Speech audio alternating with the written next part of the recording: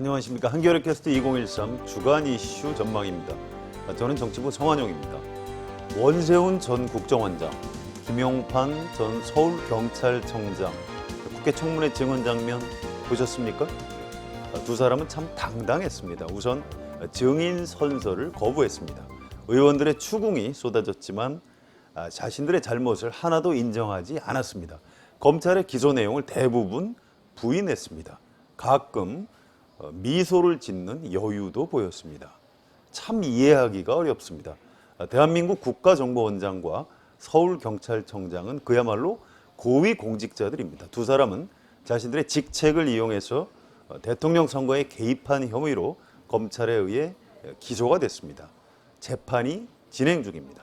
그런데도 전혀 부끄러워하지 않는 그런 모습을 보였습니다. 정말로 잘못이 없다고 생각하는 것일까요? 아니면 자신들이 박근혜 대통령 당선에 기여했기 때문에 별 일이 없을 것이다 이렇게 자신하는 것일까요? 아무튼 이제 국정원 국정조사는 마무리 수순으로 접어들고 있습니다. 오늘은 국정원 국정조사를 평가하고 국정조사가 여야 대치정국에 어떤 영향을 미칠 것인지 살펴보도록 하겠습니다. 정치부 김정철 기자 나오셨습니다. 안녕하세요. 안녕하세요. 예, 청문회가 16일과 19일 두 차례로 나누어서 진행이 되는데 우선 19일 나중에 있었던 19일 청문회 얘기를 좀 해보죠. 국정원 전현직 직원들이 나왔고요. 청문회장에 이 가림막까지 등장했는데 우선 김정철 기자 어떻게 보셨습니까? 19일 청문회 얘기를 좀 해주시죠. 이 국정원 현직 직원들의 그 신분 노출을 막기 위해서 이렇게 설치했었는데 그 가림막을 두고 종일 오전 내내 여야 간에 공방이 있었습니다. 이 책상이 있으면 이 책상 위로 한 1.5m 높이의 가림막을 쳐서 바깥에서 보면은 전혀 뭐 사람의 윤곽 외에는 이 옷이라든지 몸이 노출되지 않게 이렇게 했거든요. 그래서 거기 안에는 현직 어쨌든 직을 갖고 있는 정인 4명이 박원동 전 국익정보국장이라든지 또 댓글을 직접 작성했던 김하영 국정원 여직원이라든지 네. 이런 사람 4사람이 이제 거기 들어가 있었는데 민주당 쪽에서는 박원동이라든지 민병주 전 그 심리전단 단장 이런 사람들은 이미 그 소위 본인들도 면직 신청을 했거든요. 거기다가 이분들은 국정원 대선 개입 그 댓글 의혹에 직접 관련됐던 어떻게 보면은 국가기강을 흔드는 이러한 일을 했던 당사자이기 때문에 이런 사람들은 보호해줄 가치가 없다. 그리고 이 사람들은 이미 다 신분도 노출됐고 국정을 떠난 사람이기 때문에 법적으로만 아직 면직이 안 되고 있는 이런 상태이기 때문에 보호해서는 안 된다. 이 사람들 바깥에 나와야 된다. 이렇게 네. 주장했고 새누리당은 뭐 법대로 해야 된다. 국가보안 그 국정원에 보면 보안 관리 규정이라고 있는데 거기 보면은 신분 현직 직원은 다 신분을 보호해야 된다. 이렇게 주장을 해서 서로 공방을 벌이다가 예, 실제 청문회 진행은 어떻게 됐습니까? 실제로는 그래서 이제 오전에 정회를 하고 일단 그 신기남 특위위원장이 뭐 중재는 아니지만은 특위위원장이 아이디어를 내서 안전히 막아놨던 걸 30cm 정도는 이렇게 치워라. 네, 그래서 제거해라라고 해서 상체 정도는 그렇죠. 얼굴 가려주고 하체 가려주고 보일 수 있도록 상체 예. 어깨 정도는 드러나게 이렇게 해서 진행을 했습니다. 알겠습니다. 이처로 자, 19일 청문회에서 좀 가장 눈에 띄는 증인은 누구였습니까? 굉장히 많이 나왔습니다. 26명, 원래는 27명이 있는데 26명의 증인이 나왔는데 그 중에 권은희 전 수서경찰서 수석과장이 네. 어떻게 보면은 가장 현직 경찰관이시죠? 예, 현직 경찰관 신분인데 권은희 과장이 가장 눈에 띈 증인이었고요. 김하영 그 국정원 직원인 김하영 증인도 이른바 국정원 여직원이요? 관심을 많이 받았어요. 댓글을 단 당사자라는 그렇죠. 혐의를 받고 있는 예, 분이죠. 자, 이런 증인들을 통해서 새로 밝혀진 사실이 혹시 있습니까? 지난번 16일 날 그 김용판 서울 전 경찰청장이 나왔을 때 그 권은희 수사과장한테 그 전에 전화를 해서 격려를 했다. 고생한다고. 원칙대로 해라. 예, 압력을 넣은 게 아니다. 네. 이렇게 이제 진술을 했었는데 오늘 권은희 과장이 나와서 했던 이야기는 그게 거짓말이다. 그때 자기가 전화를 받았을 때 격려한 게 아니라 이 압수수색을 하지 말라. 압수수색 영장 신청을 하지 말라. 김하영 그 국정원 직원에 대한 압수수색을 신청하지 말라. 이렇게 압력을 받았다. 이렇게 이제 그 김용판 정인의 진술을 완전히 뒤집는 새로운 그 발언이 있었습니다. 자, 그 전에 16일 원세훈 전 국정원장 그리고 김용판 전 서울경찰청장 청문회 얘기를 좀 해볼까요? 저는 그 김용판 증인이 그날 굉장히 그 미소도 보이고 당당하고 이런 모습이 아주 인상적이었습니다. 혹시 어떻게 보셨는지요? 김용판 정인이나 원세훈 정인이나 모두 이 국가 소추기관인 검찰에서 수사를 해서 두 사람이 대선에 개입했다. 특히 이제 김용판 정인 같은 경우는 은폐했다는 경찰의 거죠? 수사를 하면서 수사 결과를 은폐하면서 이 발표를 함으로 인해서 선거 결과에 상당한 영향을 예. 미쳤다. 이렇게 해서 기소를 했던 사람들인데 이 사람이 진짜 어떻게 보면은 뭐 뻔뻔하다 할 수도 있고 근데 왜 저럴까? 왜 저렇게 당당하고 뻔뻔할 수 있을까? 이런 부분들을 생각하면서 어떻게 생각하십니까? 글쎄요. 왜 그렇게 당당했을까요? 본인이 좀 믿는 구석이 있기 때문이 아닐까. 네. 그야말로 자기가 했던 행위, 그때 12월 16일 날 그렇게 경찰 수사를 축소하고 은폐했던 행위가 결국 지난 대선에 뭐 증명은 안 되지만 큰 영향을 미쳐서 박근혜 후보가 당선된 거 아니냐. 그러니까 지금 대통령이 누구 덕에 대통령이 됐는데 나를 어떻게 건드리겠느냐. 뭐 이런 그 생각하고 있는 게 아닌가. 네. 그래서 저렇게 당당한 게 아닌가 이런 생각이 들더라고요. 자, 또 한 가지 관심사항은 그 새누리당의 김무성 의원 그리고 권영세 주중대사를 청문회 증인으로 불러야 한다. 민주당은 이렇게 요구를 하고 있는데요. 새누리당이 반대하고 있죠. 결국 무산됐다고 봐야 됩니까? 뭐 일단 뭐 형식상으로는 23일까지 청문회 국정조사 날짜이기 때문에 그 전에 여야 합의를 하면 여야 다른 합의하고 본인들이 나오겠다 그러면은 뭐 23일 마지막 날도 할 수 있죠. 네. 그리고 이제 보통 정인에 대해서는 일주일 이전에 통보를 해서 본인이 이제 안 나오겠다 그러면 동행 명령장이라든지 이런 것들을 주는 게 있는데 뭐 정인 본인이 하루 전날 혹은 당일날 통보받더라도 내 나가겠다라고 하면 나올 수 있습니다. 근데 뭐 지금 나올 일은 만무하고 네. 또 새누리당이 그 두 사람이 정은대에 절대 세우지 않겠다 이런 입장이기 때문에 사실상 뭐 물 건너갔다고 봐야 될 것 같습니다. 알겠습니다. 국정조사는 그럼 사실상 끝난 건가요? 앞으로 남은 절차가 어떻게 됩니까? 지금 뭐 21일 날 청문회 그 일정이 하루 더 있긴 합니다. 근데 그날은 일단 그동안 이제 나오지 않았던 예비적으로 잡아놓은 날짜였죠. 정인들을 위해서 잡아놓은 날짜인데 그날 뭐 그렇게 불러놓은 정인이 한 명도 없습니다. 없기 때문에 사실상 그날 청문회도 안 되고 남은 거는 이제 뭐 국정조사 보고서 채택이라든지 아까 이야기했던 그 정인들의 선서를 안 했던 부분을 어떻게 해야 될 건지 또 정인들 중에 위정을 한 사람이 있으면 위정 여부를 가려서 이제 그걸 고발 여부 이런 것들 논의를 하는 절차만 남아 있습니다. 네, 국정조사 보고서 말씀을 하셨는데요. 절차에 따르면 국정조사 보고서를 채택해서 본회의에 보고해서 의결하도록 돼 있습니다. 자, 우선 그 전 단계로 국정조사 특별위원회에서 국정조사 보고서가 어떤 내용으로 채택이 될까요? 그러려 그러면은 이제 국정조사를 한 결과 청문회도 하고 이렇게 해보니까 이런 게 밝혀졌습니다. 그래서 이런 것들은 이 사람들은 뭐 처벌을 해달라든지 아니면은 또 이런 것들은 제도적으로 이렇게 고쳐야 된다라는 의견을 이제 국회에서 모아서 올려야 되는데 특위에서 그 자체가 안 될 것 같습니다. 네, 왜 그렇게 보시죠? 뭐 아시다시피 일단 새누리당은 이번 사건에 대해서 이 성격 규정 자체를 이거는 대선 개입이 아니다. 국정에서 했던 부분들은 잘못한 게 하나도 없다. 그리고 경찰도 역시 잘못한 게 없다.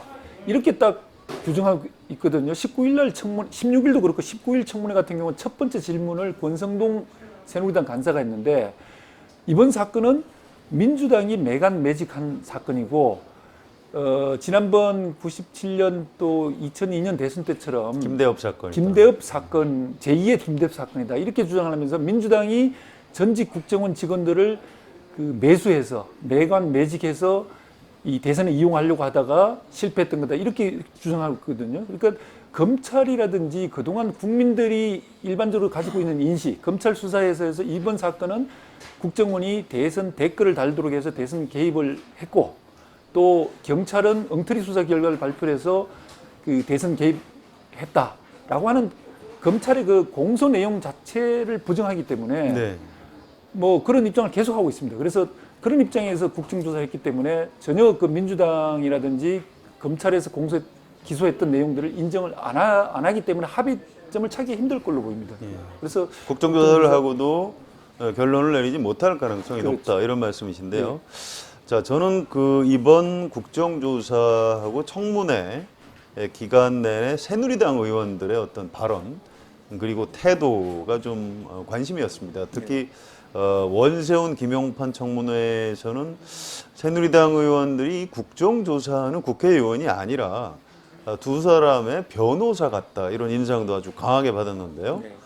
자, 새누리당 의원들이 왜 그랬을까요? 실제로 이번 사건이 민주당의 어떤 정치 공작이라고 생각하는 걸까요? 아니면 박근혜 대통령의 눈치를 좀 심하게 보기 때문에 속으로는 그렇게 생각하지 않지만 과장해서 그런 발언을 하고 있는 걸까요? 김종철 기자는 어떻게 보십니까? 새누리당 당직자라든지 뭐 이런 사람들한테 물어보니까 오더가 있었냐, 그렇게 하기로 했냐라고 했더니만 그렇게 하라라고 지시했거나 요구했던 건 아니라고 이야기하더라고요. 네. 근데 이제 그 내부를 새누리당 특위위원들 내부를 보면은 그런 식의 그 어떻게 보면은 그 정인들을 디펜스하고 이렇게 변호하는 부분들이 특정 개인 뭐 한두 사람의 문제가 아니라 사실은 새누리당 의원 전체의 그 모습이기도 하더라고요. 특히 이제 권성동 간사부터 아까 말씀드린 대로 이번 사건 규정을 그렇게 그 민주당의 제2의 김대엽 사건이다. 그렇죠. 이렇게 하고 나가니까 그 있는 특위위원들은 당연히 어떻게 보면 간사하고 같은 보조를 취해서 가는데 그런 거 보면은 새누리당 위원들 개개인도 사실은 이제 그렇게 생각하는 분들이 있겠지만은 제가 볼 때는 뭔가 그 청와대라든지 아니면 당 지도부하고 이 특위위원들하고 애당초 그 특위위원들 그렇게 구성한 것 자체가 어떻게 보면은 현재 그 최경환 원내대표라든지 윤상현 원내수석 부대표 이런 분들이 주도했거든요. 그러니까 그런 생각을 가진 사람을 많이 넣고 또 그런 생각을 가진 간사를 집어넣음으로 인해서 전체 그 이번 국정조사를 그런 방향으로 새누리당이 끌고 간 게 아닌가. 그렇게 보면은 뭐 결국은 청와대하고 보조를 맞췄다. 이렇게 봐야 될 것 같습니다. 네, 알겠습니다. 근데 국정조사하고 청문회를 지켜보면서 저는 여당과 야당이 참 이렇게 시각이 다를 수 있는 건지 그런 부분이 좀 궁금하던데요. 자, 국정원 대선 개입 사건에 대해서 여당 그리고 야당의 시각이 이렇게 완전히 정반대로 엇갈리는 이유가 도대체 뭘까요? 사실 이제 국정조사라는 건 국회가 행정부를 견제하는 거지 않습니까? 그러니까 여야가 아니라 국회 대 행정부 이렇게 견제를 해야 되는데 우리나라 그 국정조사는 그런 이제 우리나라 국회는 사실은 그런 풍조가 크게 보면 없고요. 그래서 여당은 항상 정부 편이죠. 정부 편을 들려고 그러고 청와대를 감싸려고 그러고 이런 그 현상이 있는데 근데 이번 국정조사는 그게 해도 좀 너무 심한 경우라고 보입니다. 과거에도 뭐 그런 국정조사가 꽤 많았지 않습니까? 오늘 로비라든지 김대중 정부 때 이럴 때 보면은 그때 여당이었던 민주당 의원들이나 이런 그때 쭉 보면은 그렇게까지는 안 했거든요. 네. 어쨌든 형식적이나마 정인들을 추궁하고 뭐 이랬는데 이번에는 보면은 새누리당이 해도 너무한다 싶을 정도로 노골적으로 그냥 정인들을 감싸고 애당초 뭐 이 사건 자체에 대해서 인정을 안 하고 들어가는 판이니까요. 그래서 너무 정부에 대해서 그 국회가 해야 될 일을 그 어떻게 보면 망각하고 있는 게 아닌가 이런 생각이 좀 들더라고요. 알겠습니다. 자, 국정조사가 마무리되면 그 다음에 여야 대치 정국이 어떻게 될 것인지 관심인데요. 민주당은 지금 국정원 댓글 사건에 대해서 대통령의 사과 그리고 국정원장 해임 물론 NLL 사건하고도 관련은 있는데요. 여러 가지 요구하고 있는데 일단 박근혜 대통령은 그럴 생각이 전혀 없는 것 같죠. 영수회담은 지금 어떻게 되고 있습니까? 지난번에 황우여 그 새누리당 대표가 3자 회담을 수정 제의했지 않습니까? 그러고 나서 청와대에서 그거를 이제 거부하고 난 이후에 사실은 진척이 안 되고 있습니다. 그렇군요. 요즘 이제 새누리당에서도 다시 이제 대화를 해야 되고 대통령이 나서야 된다라는 목소리가 이제 아래에서부터 나오고 있지만은 청와대에서는 전혀 뭐 받을 생각이 없는 것 같습니다. 아무리 생각해도 국정원 댓글 사건을 정치적으로 마감할 수 있는 사람은 박근혜 대통령이라는 생각이 드는데요. 지금 박근혜 대통령이 무슨 생각을 하고 있는 건지 참 궁금합니다. 어차피 정기국회에서 야당의 도움을 받지 못하면 대통령 또 정부가 여러 가지 어려움을 겪을 것 같은데요. 김종철 기자 어떻게 생각하십니까? 지금 이쯤 되면 대통령이 야당하고 좀 대화를 해야 되는 것 아닌가요?